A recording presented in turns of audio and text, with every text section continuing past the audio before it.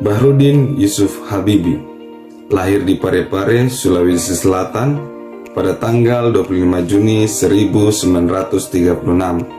Beliau adalah Presiden Indonesia yang ketiga. Beliau juga dijuluki sebagai Bapak Teknologi Indonesia atau yang lebih dikenal dunia sebagai Mr. Crack sejak beliau menemukan rumus faktor Habibie. Rumus faktor Habibie adalah sebuah teori yang dijadikan landasan ilmu bagi ilmuwan aerodinamika dunia. Selain itu, Bapak B.J. Habibie dijuluki juga sebagai Bapak Demokrasi Indonesia karena beliau membawa angin segar atas disahkannya kebebasan pers di Indonesia saat beliau menjabat sebagai Presiden Republik Indonesia. B.J. Habibie menunjukkan hasil inovatif dengan mendesain pesawat dan juga menciptakan teori Crack yang dipakai dalam dunia penerbangan internasional. Beliau bukan hanya fokus terhadap teknologi penerbangan, tapi beliau mengajarkan kami arti kasih sayang terhadap bangsa Indonesia dimulai dari keluarga. Rasa cinta yang ditumbuhkan beliau terhadap keluarga dan bangsa Indonesia mampu menjadi inspirasi buat kami agar terus selalu berkarya untuk Indonesia. Mengutip dari buku Habibie dan Ainun, Habibie berkata, meskipun menjadi warga negara Jerman, namun jika Indonesia memanggil, maka paspor akan saya robek dan saya akan pulang ke Indonesia. B.J. Habibie meninggalkan pelajaran penting bagi seluruh rakyat Indonesia, yakni soal nasionalisme dan kecintaan yang tinggi terhadap negara.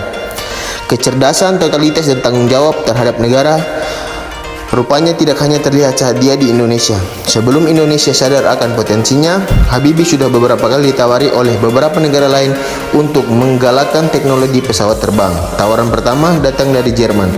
Jerman yang saat itu tahu Habibie bukan orang biasa, langsung saja menawarkan Habibie dengan status warga negara kehormatan. Bukannya senang dengan status yang jarang diberikan Jerman, Habibie justru menolak. B.J. Habibie pernah berkata, hanya anak bangsa sendirilah yang mampu membangun Indonesia. Tidak mungkin kita mengharapkan dari bangsa lain. Dalam buku yang ditulisnya, Habibie menjelaskan bahwa beliau ingin merubah warisan keotoriteran dan feodalnya pemerintahan yang sudah berkembang selama 53 tahun.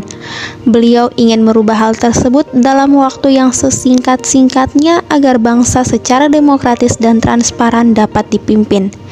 Beliau juga beranggapan bahwa sebagai presiden merangkap wakil presiden dan koordinator harian besar keluarga Golkar yang memiliki mayoritas suara di DPR dan MPR sangat tidak sehat dan jelas tidak menguntungkan objektivitas pimpinan nasional dan kualitas reformasi.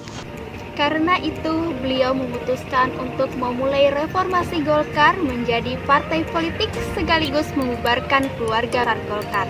Dengan demikian, nilai etika publik dari seorang Habibie adalah memimpin dengan objektif, bermoral, dan tidak mementingkan kepentingan sendiri, keluarga, dan golongan, selain kepentingan rakyat. B.J. Habibie, tokoh jenius kedirgantaraan Indonesia.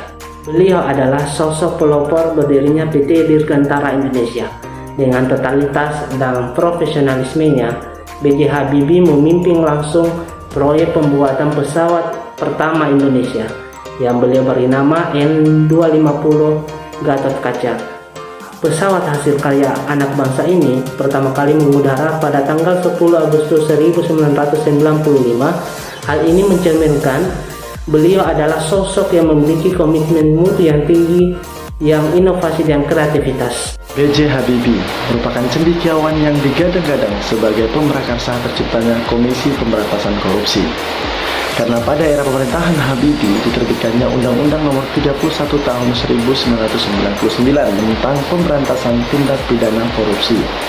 Di era Habibie juga dibentuk suatu komisi pengawas kekayaan pejabat negara. Ancaman mengumumkan pejabat yang enggan melaporkan kekayaan cukup efektif dalam membuat ribuan pejabat melapor. Catatan sejarah itu yang membuat Habibie layak dijadikan role model bagi para ASN dalam menanamkan nilai anti korupsi.